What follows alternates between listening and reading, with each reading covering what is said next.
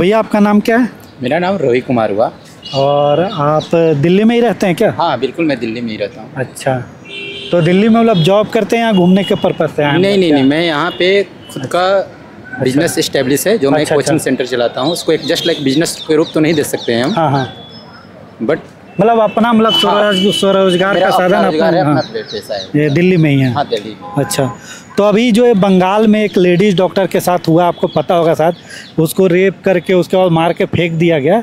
और उसके बाद वहाँ का गवर्नमेंट का थोड़ा सा रवैया ठीक नहीं था, समझ रहे ना? जैसे ऐसे कांड तो कहीं भी हो सकते हैं। हाँ, इसको रोका नहीं जा सकता है, क्योंकि दिमाग में जब तक गंदगी भरा है ना लोगों को, ऐसी चीज़ नहीं रोक सकते हम। लेकिन जब ऐसे कांड हो जाएंगे तो ऐसा भी तो नहीं होना चाहिए ना कि कहीं ऐसा लगे कि हम किसी को बचाने का प्रयास कर रहे हैं या फिर जांच में ढिलाई कर रहे हैं या फिर और कुछ है जिससे एजिटेशन हो जाए। बिल्कुल, यहाँ पे प्रॉब्लम बस इशू जो खड़ी हो रही है वो जांच में ही है। जांच में अगर पूरी सत्यता की जांच हो जाए तो सब दूध की दूध, पानी की पानी सामने आ जाएंगे। बट यहाँ पे जांच अभी सत्यता की पूरी पूर्णतः रूप से आई नहीं है। तो अब इस केस का तो जांच का दे दिया ना, सीबीआई के हैंडओवर में चले गए। सीबीआई के हैंडओवर में चला गया। लेकिन सीबीआई की नौबत क्यों आई? देखिए, सेम ऐसा ही क्राइम निर्भया कांड हुआ था ना दिल्ली में, दिल्ली पुलिस खुद हैंडल कर ली थी। सीबीआई की नौबत इसलिए आई क्योंकि बंगाल पुलिस कुछ ऐसे रिपोर्ट पेश कर रहे थे सबूत कोर्ट के पास, जो मतलब गले नहीं उतर रहा था। गले नहीं उतर रहा था, इलीगल रूप लग रहा था उनको। बट लीगल जांच करने के लिए वो सारे हैंडओवर सीबीआई के दे दिए। अच्छा, सीबीआई को कर दिया। यस, तो मतलब वही मैं बोल रहा हूँ, ऐसा सेम चीज़ तो निर्भया कांड भी दिल्ली में हुआ था। हाँ, 2012 में। लेकिन यहाँ पे ये नौबत तो नहीं आई थी कि सीबीआई को केस सौंप दिया गया। ये तो दिल्ली पुलिस से 2-3 दिन के अंदर ही सारे मतलब को गिरफ्तार कर ली थी। बट वो बंगाल पुलिस में थोड़ा सा प्रॉब्लम आ रही थी जाँच करने में, इसलिए उनकी पूरी फाइल को हैंडओवर सीबीआई को कर दिया गया है कि सीबीआई इनकी जांच सत्यता से पूरी तरह से करके उनको ये इंसाफ दिलाए, उनको सजा जल्द से जल्द जो दोषी हैं उन पे कार्रवाई किया जाए। तो यही मतलब वो लग रहा था ना कि मतलब बंगाल पुलिस थोड़ा सा मतलब हाँ बिल्कुल, या फिर वहाँ की सरकार थोड़ा सा मतलब ढीलापन दिखा रही थी। ढीलापन दिखा रही थी वहाँ की गवर्नमेंट। वो गवर्नमेंट ढीलापन। तो अब जैसे हम कहने का मतलब ये है कि जैसे भी डॉक्टरों के साथ ये हो गया तो ये पूरे देश में प्रदर्शन कर रहे थे। लेकिन सेम चीज़ आपको पता होगा कि मणिपुर में भी ऐसा ही इससे भयानक कांड हुए हैं। हाथरस में भी हुआ था, यूपी में भी हुआ था, और भी कठुआ में हुआ था, और भी जगहों पे हुआ था। तो हमारा कहने का मतलब है कि लोग एक ही कांड के बाद सब क्यों नहीं जाग जाते और गवर्नमेंट पर प्रेशर बना कि ये सब पॉलिटिक्स छोड़ दो। मतलब ये अवेयरनेस पूरी तरह से पीपुल में आनी चाहिए। जब तक जनता जागरूक नहीं होगी तब तक ये पूरी जितने क्राइम हो रहे हैं उसका सत्यता का जांच पूरी तरह से प्रशासन भी नहीं कर सकता है, क्योंकि हो सकता है प्रशासन भी गवर्नमेंट के साथ मिली हुई हो, इसलिए वो सत्यता से जांच नहीं कर पाती।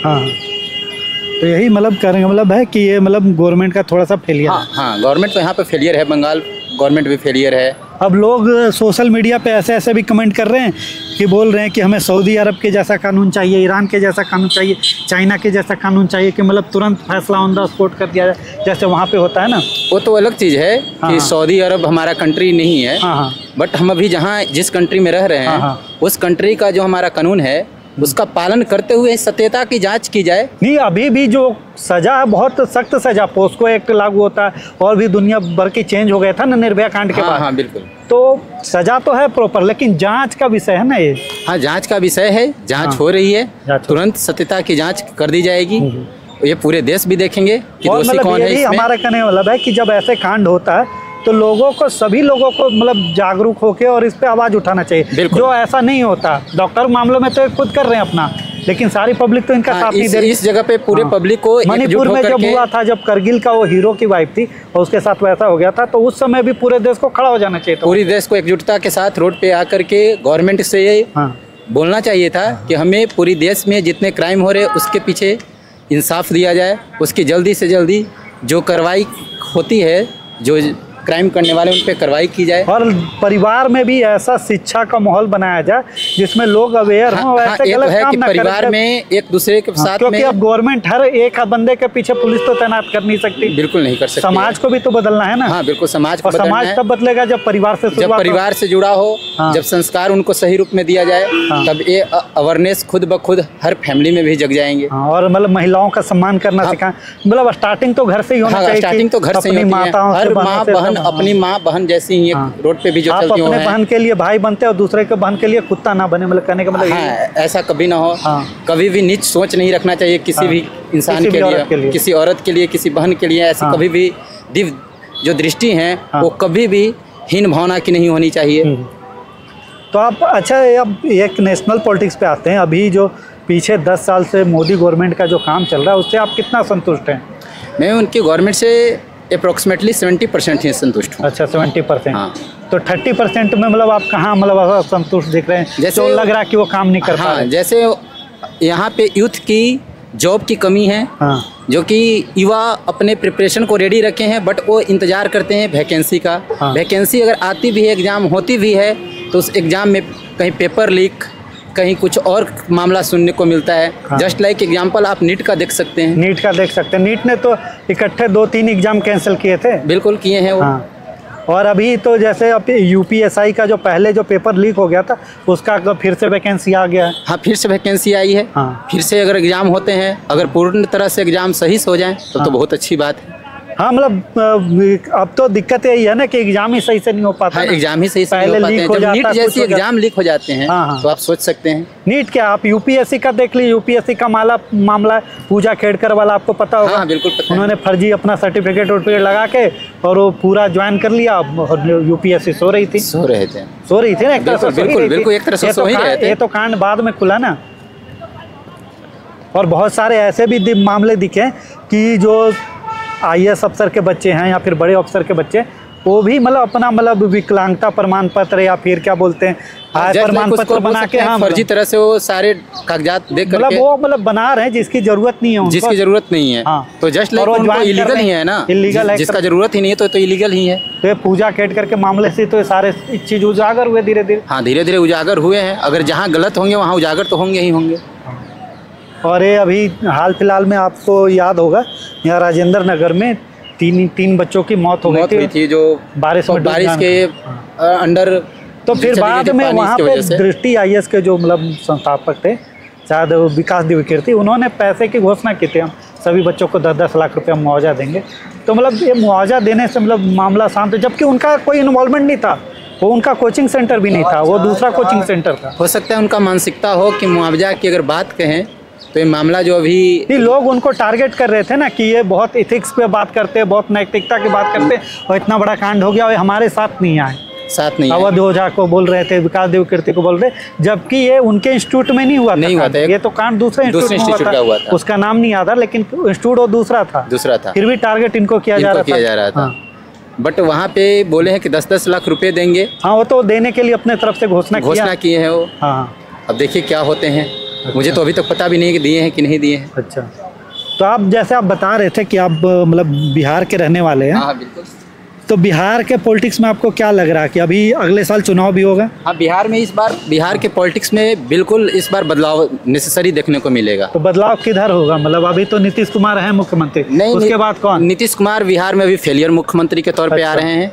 ये बिल्कुल भी नीतीश कुमार बिहार को चलाने लायक अब रहे नहीं, क्योंकि खुद मानसिकता से भी अब धीरे धीरे खोते जा रहे हैं। तो विकल्प क्या है? मतलब विकल्प आ चुके हैं बिहार में। एक विकल्प है प्रशांत किशोर। हाँ, प्रशांत किशोर विकल्प हैं, जिनका जन स्वराज पार्टी है। हाँ। और एक अच्छे, और ये जो दो और हैं, बात करते हैं, एक जो चिराग पासवान है और दूसरे राष्ट्रीय जनता दल वाले। नहीं, अभी इन सभी पार्टियों को बहुत दिन से बिहार देखते आ रहे हैं। अच्छा। अभी एक नई पार्टी आई है बिहार में। हाँ। जिसका नाम है जन स्वराज पार्टी, जो पूर्ण तरह से 2 अक्टूबर को बन जाएगी। 2 अक्टूबर को बन जाएगी। हाँ। उसके बाद इस बार नेसेसरी है कि बिहार में बदलाव आएंगे ही आएंगे। नहीं, हम एक चीज़ और पूछ रहे हैं, जैसे प्रशांत किशोर के हमने भी बहुत सारे मतलब इंटरव्यू और स्टेटमेंट देखे, मतलब सरकार तो वहाँ बीजेपी और जेडीयू चला रही है। हाँ, बिल्कुल। लेकिन वो टारगेट आरजेडी और तेजस्वी यादव को करते, मतलब इसका पीछे का लॉजिक क्या है? नहीं, वो टारगेट केवल तेजस्वी यादव मोस्टली करते हैं। नहीं, मोस्टली नहीं देखा है उनका। वो नीतीश कुमार को भी करते टारगेट हैं कि जो इतनी दिन से सरकार में रह करके। हाँ, उनको भी करते हैं, मतलब बिहार की ना शिक्षा की होलिया बदली है। एक केवल बिहार में सड़क और रोड और तो रोड तो प्रधानमंत्री सड़क योजना के तहत जाते हैं, तो उसका भी क्रेडिट अपने लेते हैं। और जो स्कूल बने हैं सर्व शिक्षा अभियान के तहत फिर केंद्र सरकार के ही पैसे हैं, अधीन हैं। या फिर इलेक्ट्रिफिकेशन है, पहले राजीव गांधी विद्युतीकरण योजना था, अब उसका शायद नाम बदल के कोई दूसरा कर गया, लेकिन इलेक्ट्रिफिकेशन तो हमें लगता है कि 13-14 तक की बिहार में सब जगह कंप्लीट हो गया था। बट इसका सब क्रेडिट नीतीश कुमार खुद लेते हैं कि मैं खुद कराया हूँ? नहीं, वो लेते हैं, लेकिन कहने का मतलब ये तो कि सेंट्रल गवर्नमेंट की भी प्रोजेक्ट है, इसमें 80 से 90% पैसा सेंट्रल गवर्नमेंट दे रही है। हाँ बिल्कुल दे रही है। तो आप देखिए गांव में जो सड़क है प्रधानमंत्री ग्रामीण सड़क योजना, और आपके गांव में जो इलेक्ट्रिसिटी और राजीव गांधी विद्युतीकरण योजना के तहत है।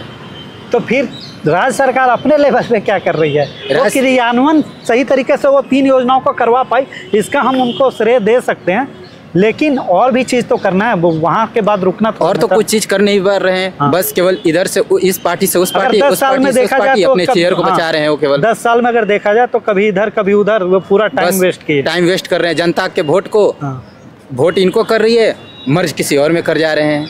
और देखा जाए तो बिहार में कोई इंडस्ट्रीज भी नहीं, कोई इंडस्ट्री नहीं है। बिहार के लोग जितने काम करने वाले हैं वो सारे दूसरे देश में जाकर प्रवास कर, दूसरे स्टेट में जाकर प्रवास कर रहे हैं। देश में भी कर रहे हैं, देश में भी कर रहे हैं। सऊदी अरब, यूएई, दुनिया भर के जगहों में हमारे लोग वहाँ पे काम जाकर, हमें पता है पूरे वर्ल्ड में जाकर वहाँ वर्क कर रहे हैं वो। लेकिन मोस्टली लेबर क्लास में कर रहे हैं भी काम। हाँ, मोस्टली लेबर क्लास में ज्यादा 90% है, जो कि खुद प्रशांत किशोर इसकी बात कर रहे हैं बिहार में कि अगर मेरी गवर्नमेंट बनी तो मैं बिहार में रोजगार जरूर डेवलप नहीं। उन्होंने एक चीज़ और बोला कि हमारी गवर्नमेंट बनेगी तो हम एट ए टाइम ऐसा व्यवस्था करेंगे कि 15-20 हज़ार के काम के लिए पैसा के लिए दूसरे जगह नहीं भगना। तो ऐसा क्या करेंगे, वो कुछ बताएंगे तब तो कुछ तो उनके माइंड में चली होगी। कुछ तो विचार लाए होंगे, वो राजनीतिकार हैं, कुछ तो राजनीति इसमें भी तय किए होंगे। अभी खुद बोले हैं कि जिन बिहार में 60 ईयर्स के अपर लेवल के महिलाओं को जो 400 रुपये मिलते थे, उसकी वृद्धि करके 2000 रुपये कर दिए जाएंगे।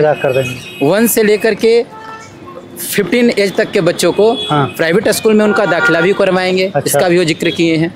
तो फिर सबसे बढ़िया तो यही रहता ना कि गवर्नमेंट स्कूल बंद कर दीजिए और प्राइवेट स्कूल के लिए हर बच्चे को 1000-1500 जिनकी अगर उनका राय है कि जिनका मर्जी है कि हम बिहार में किसी बच्चे को प्राइवेट में पढ़ाएं तो पढ़ा सकते हैं। उसके लिए कुछ ये तो हमें सबसे बढ़िया है, अच्छा लग रहा है कि आप गवर्नमेंट टीचर रखते हैं 60-70 हज़ार पे, वो अच्छा काम नहीं कर पाते, सब नहीं करते, मतलब सब वैसे नहीं है, लेकिन मोस्टली वैसे ही है। हाँ, ज्यादातर टीचर वैसे ही हैं, ज्यादातर टाइम वेस्ट करके आ जाते हैं घर पे। तो हम सबको नहीं बोलते, उसमें अच्छे लोग भी होते हैं, अच्छे लोग भी होते हैं उसमें, लेकिन कहने का मतलब जब यही करना है तो उसकी जगह पे पैसा ही दे दें, पैसा ही दे दें।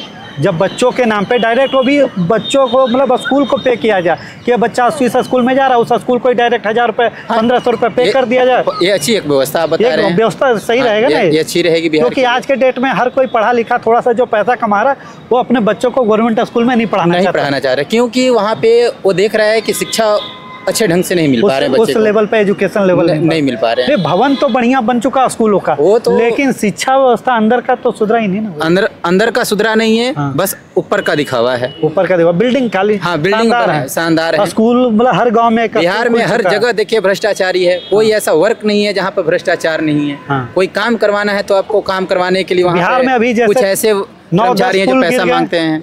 हाँ, 9 पुल गिरे हैं, पता नहीं कैसे पुल बने थे, कौन सी कंस्ट्रक्शन उनसे पता करवा रहे थे, कंपनी को दे रहे हैं। कोसी जैसे, गंगा नदी जैसे और भी बड़ी नदियों पे इस पे अगर आप पुल बनवा रहे हैं 1000 करोड़ का, 800 करोड़, तो हमारे हिसाब से तो एल&टी और बढ़िया टाटा है, इस टाइप की कंपनियों को देना चाहिए ताकि वो रिस्पॉन्सिबिलिटी के तहत काम करे, अंडरटेकिंग उसका रहे 5 ईयर्स के लिए। हाँ, तो मतलब यही हम कह रहे हैं ना, ब्रांडेड कंपनियों को दे दिया जाए, तो ये लोकल कंपनियों से करवा रहे हैं। ये दे नहीं ना सकते हैं। बिहार में कुछ दिन पहले जब आरजेडी और जेडीयू की गवर्नमेंट बनी थी, तो बिहार में कृषि मंत्री सुधाकर सिंह बने थे। सुधाकर सिंह थे, जो कि एक बहुत अच्छे कृषि रोड मैप की ओर से बढ़ रहे थे। अच्छा। बट वो आगे बढ़ने की जैसे ही बिहार के किसान के हितैषी के बारे में सोचना स्टार्ट किए, वहाँ पे भी नीतीश कुमार उनको मोड़ना स्टार्ट कर दिए। वो फिर बोले कि मैं किसी चोरों का सरदार रह करके चोरी के जगह पे मैं पद नहीं निभा सकता, इसलिए उन्होंने इस्तीफा दिया है। ने तो छोड़ दिया था ना पोस्ट। हाँ, इस्तीफा दे दिए थे। डेट में तो बक्सर से सांसद हैं, वो बक्सर से सांसद। जो रियल नेता रहेंगे वो सांसद बनेंगे ही बनेंगे। विधायक से तुरंत सांसद पे आ गए, वो आरजेडी से हैं। तो यही है। अब बिहार में एक चीज और हो रहा है, वो जमीनों का सर्वे हो रहा है, इसके बारे में कुछ आइडिया है? हाँ, जमीन की सर्वे हो रही है बिहार में। ये जो सर्वे हो रही है इसमें ये है कि जिसका रियल जमीन है उनके नाम पे वो चले जाएंगे, और जो जबरदस्ती किसी को जमीन को हैंड ओवर कर रखे हैं, ये हैंड ओवर कर रखे हैं या फिर सरकारी जमीनों पे कब्जा कर रखे हैं, हाँ। वो सारी जिसका है उसमें आवंटन कर दिया जाएगा। ये है ना कि ये जो सर्वे भी तो बहुत साल के बाद है ना, ये ब्रिटिश टाइम पे एक बार हुआ था और अब हो रहा है, अब और हो रहा है, अब हो रहा है ना। हाँ, अब हो रहा उसके है। बीच में कभी नहीं हुआ था सर्वे। तो सर्वे तो टाइम पे टाइम, जैसे जनसंख्या का जनगणना हर 10 साल पे होता है, वैसे सर्वे भी 10 साल पे कर लेना चाहिए गवर्नमेंट को। बट पता नहीं कब क्या हुआ कि जो इस बार गवर्नमेंट जागरूक हुई है, टाइम पे हुआ, क्योंकि जमीन के मामलों में बिहार में सबसे ज्यादा क्राइम होता है। क्राइम होते हैं, विवाद क्या होता है, क्राइम होता है। आपके आस पड़ोस के या फिर आपके गोतिया पटीदार में मार के सर्वर फोड़ लेते हैं, क्योंकि वो लोग उतना शिक्षित नहीं होते हैं। वो थोड़ी सी नल्ली के लिए, थोड़ी सी गली, थोड़ा सा आरी काट देने के लिए, आपको पता है जमीन की वजह से कितना झगड़ा होता है। बिल्कुल झगड़ा होता है, हम देखे हैं। और बिहार में खास करके थोड़ा जमीन के लिए आपस में झगड़ा हो जाती है, सर्वर फाड़ लेते हैं, किसी की मौत भी हो जाती है, मौत भी हो जाता है, जो कि ये बिल्कुल। तो यही अगर इस जगह पे गवर्नमेंट जागरूक हुई है, गवर्नमेंट जागरूक हो, हर 10 साल में एक सर्वे कर लेना चाहिए गवर्नमेंट को कि किसकी कितनी जमीन है, क्या है, कैसे क्या नहीं है, उसके वंश में कौन, तो उससे थोड़ा ठीक रहेगा, मतलब जो माहौल। हाँ, माहौल ठीक रहेंगे बिहार, और ज्यादा विवाद नहीं होगा, ज्यादा विवाद खड़े नहीं हो सकते हैं फिर। चलिए सर, आपसे बात करके चलिए, बहुत बहुत धन्यवाद आपका। ठीक।